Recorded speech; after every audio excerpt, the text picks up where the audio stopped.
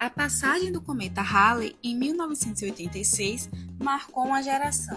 A espera e a expectativa pelo fenômeno causaram a Halley-mania, com divulgação massiva nos meios de comunicação e uma corrida aos observatórios e planetários do país. Essa semana, o Resgatar de Memória conta a história da espera pelo Halley, junto com o astrônomo Alberto Betsa, professor do Instituto de Física da UFBA, e o matemático César Rico, professor e consultor científico do planetário da UFBA.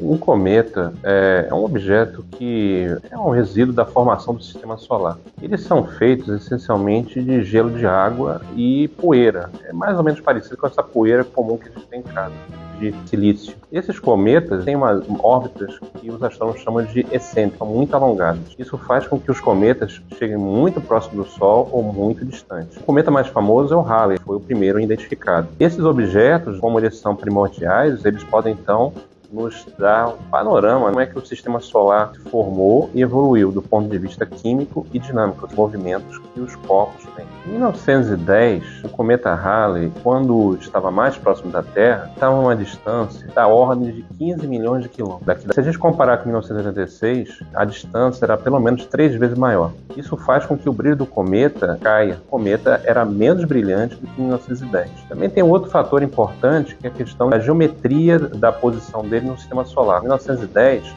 quando o cometa chegou ao auge do brilho, estava visível ao entardecer. Muitas pessoas conseguiram observar. Em 1986, 85 para 86, ele já era um objeto assim, de final de noite para madrugada, quando ele estava brilhante. Então, isso fez com que as pessoas não tivessem acesso ou tivessem possibilidade de um horário bom para visualizar o cometa. Mas o que é mais importante é a questão de como é que a população mundial estava distribuída. A maioria da população mundial morava no campo, em lugares que tinham um nível de iluminação muito pequeno. O cometa se destacou muito no céu, ao contrário de 1986, onde se inverteu. Mais de 70% da população não vivia em cidades com nível de poluição luminosa, ou seja, iluminação pública muito alta. Para vocês terem uma ideia, em 1916 o Halley era visível a olho nu quando ele estava no auge do seu brilho. Mas a questão é que o brilho dele era espalhado numa área grande do céu, mais ou menos do tamanho da lua cheia.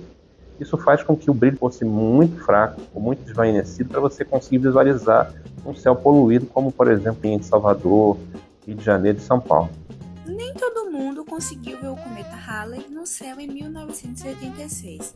Alguns por falta de acesso a observatórios e planetários, outros porque a luminosidade do corpo celeste estava baixa. Na Bahia, o Observatório Antares foi um dos locais de visualização. Na época que o cometa Halley passou a última vez, a astronomia era uma coisa muito distante da comunidade, tanto que o Observatório Antares foi o primeiro observatório daqui da Bahia e nós tivemos assim uma missão muito grande no sentido de não só divulgar astronomia, mas na época do Halley mostrar como seria essa passagem do cometa, dada o interesse nacional e internacional. E nós nos estruturamos, conseguimos telescópio para atender a comunidade, fora os equipamentos profissionais que existiam na época, e ele desenvolveu um interesse tamanho que muitas pessoas que moravam em torno de Feira vinham do interior, e tinha pessoas que com 48 horas, 2 dias antes, já se acampavam dentro do terreno do observatório no sentido de poder observar. Porque muitos diziam, só daqui a 76 anos, então eu não vou estar vivo, eu quero assistir. Então era movido por esse interesse.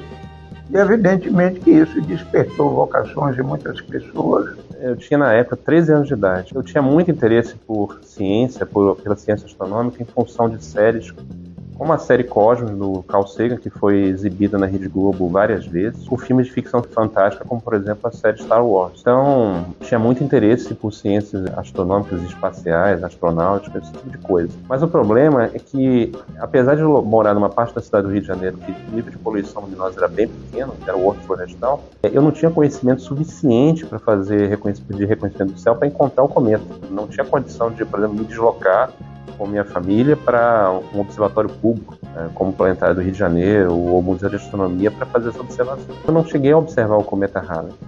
Mas o que é interessante em relação a isso? Toda essa Halley mania que surgiu entre 85 e 86, com a produção de material audiovisual, fez com que as pessoas finalmente percebessem que a gente está inserido no universo. E isso foi um catalisador para que eu mantivesse esse interesse constante por ciência e acabasse me tornando um astrônomo profissional.